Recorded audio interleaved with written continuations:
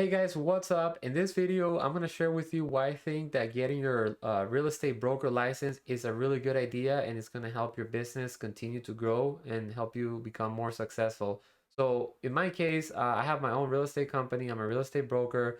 And originally when I got my real estate broker license, I was still working at the company that I was working at that time. And I wasn't the broker of the company, but I got my license because I wanted to get more education, more knowledge, and kind of learn more about the bigger picture about being a broker and having a real estate company. The other reason I got it is because I felt that it would help me stand out from other agents. So if let's say you're working on getting a listing and you have two agents, one of them's a real estate agent, the other one's a real estate broker, I feel like that could give me a little bit of a higher edge. Some clients may not care, might not know, they may not know the difference. But I think that mindset wise, it makes you feel more official if you're a real estate broker. And so I thought to me that was worth it. And then in the long term, I knew that I wanted to start my own independent company or maybe join another company as like owners and then be the broker of the company. So I knew I wanted to do something like that. And then eventually, or what I ended up doing, in 2020, was I decided to go on my own, started my own company, with my own, business name and LLC, and went through all that branding and all that fun stuff. And that was 2 years ago, and so far I think it was worth it. I've learned a lot, and so my goal with this video too is to kind of share some of those experiences and things that maybe I would do a little different. So now that we have talked about why you should get your real estate broker license, let's talk about the requirements. So basically, you have to take a 30-hour broker course, right? You have to complete that. Then you have to take the examination and pass that. And you need to have 3 years of experience being a real estate agent.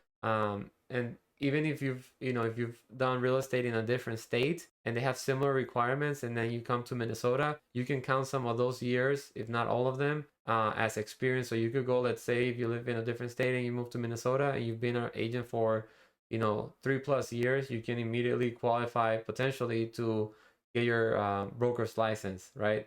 But you have to have done that within the last like 5 years. So anyways, if you want to get more information, I'm going to have a link below with all the requirements.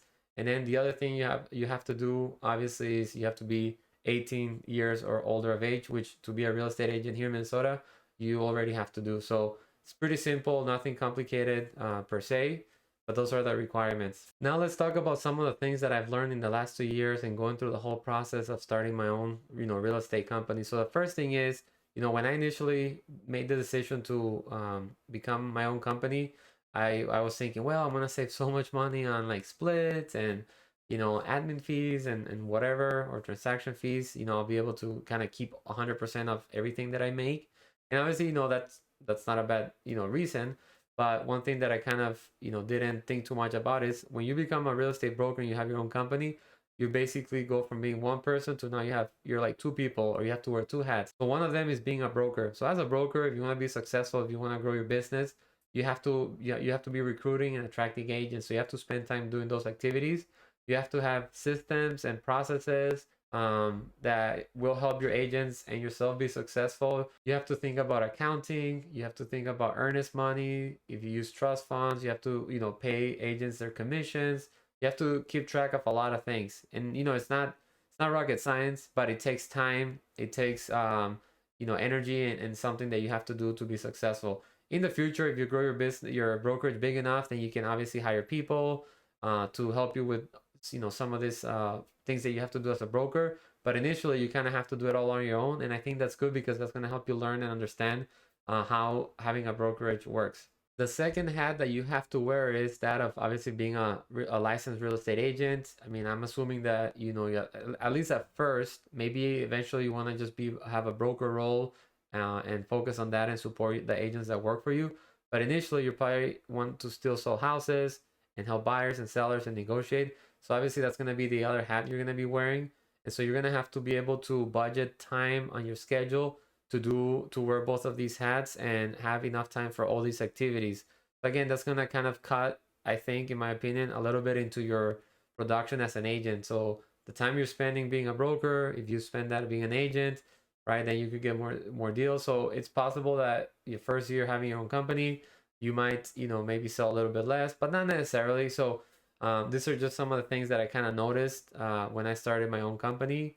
And so I just wanted to share those with you. My recommendation would be to, before you do this, Google or download a business plan and just start working on it. Think about how you're gonna attract agents. What's your value like proposition? What's your budget as a broker? What systems you need to have in place to help agents be successful and for you to be successful, whether it's for like transaction coordinating, reviewing documents, storing of documents, all those things that you have to think about. Have a plan for all that, and have a business plans, have goals. If you focus on this first and you have a good plan, that's gonna help you ensure that you're gonna be successful as a real estate broker, right? For me, it was a little bit of trial and error, right? I have some ideas when I started, and as I was getting more experience and seeing how things were working, I kind of pivoted and made some changes. But overall, I'm pretty happy with the decision. I've been able to make more money. I've been able to help some agents do well in real estate. And so, if you're thinking about that, you want to reach out to me, ask more questions, feel free to contact me. I'm always happy to talk real estate. And if I can help you with anything, I'm happy to do that. Thanks for watching.